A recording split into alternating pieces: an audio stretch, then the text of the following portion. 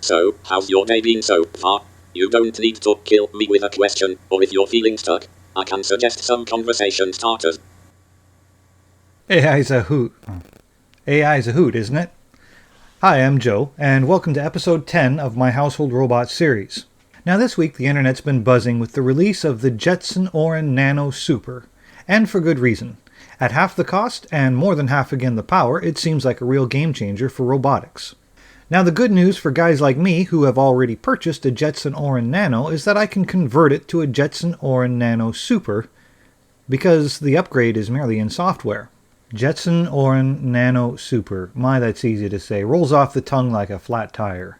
So while I was working on the ground-up redesign of Gort's chassis, I got completely distracted by upgrading my Jetson Orin Nano to a Jetson Orin Nano Super, and actually I was kind of impressed. Upgrading it was as simple as heading to NVIDIA's website and downloading the new operating system image.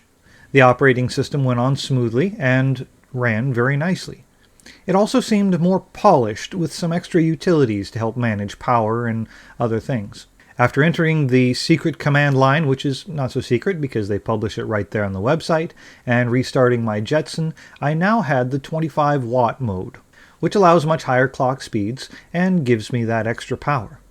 One of the key features of my household robot build is I want to be able to give it voice commands. But not the old clunky voice commands where you repeat the same phrase over and over until finally you get it just right so the robot understands.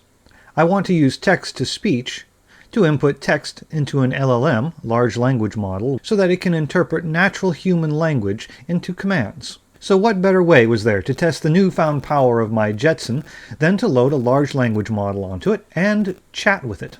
I did this using Llama, which is very easy to install. It went right on without using containers, which I appreciate. I don't like added layers of software.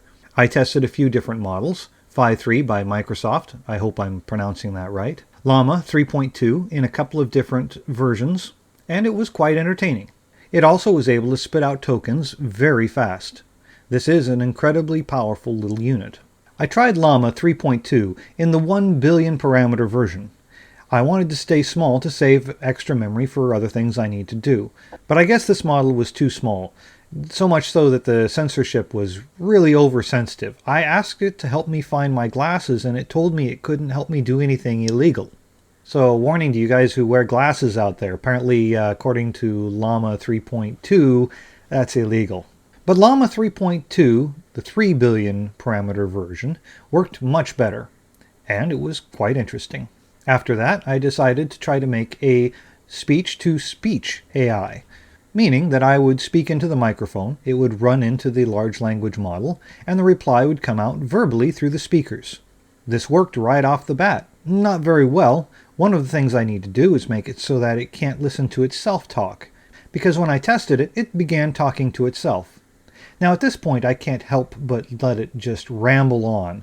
I get entertained by this kind of thing, and I wasn't disappointed, though also became a little shocked. If our reality is a simulation created to study human consciousness, what does that say about the fundamental nature of existence? Are we merely puppets in a cosmic play?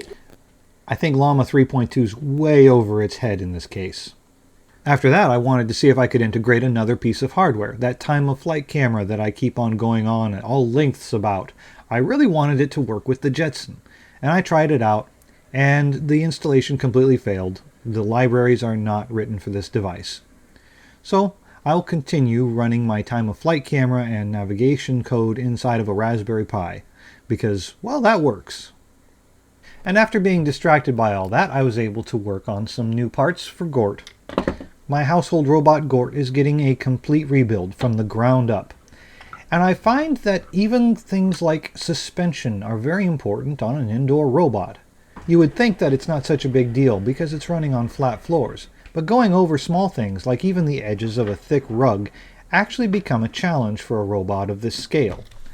If you look at the size of this wheel versus the height of a rug, it's kind of like running over a football with my car. So now we're getting into Jeep territory, talking about suspension throw and flex and stability. It's quite an interesting journey. But I'm afraid that's for another video because I have run out of time this week. So with that, I hope you had a Merry Christmas, I wish you a Happy New Year, and stay tuned for more exciting developments on the household robot build, because this thing's going to be cool. See you later.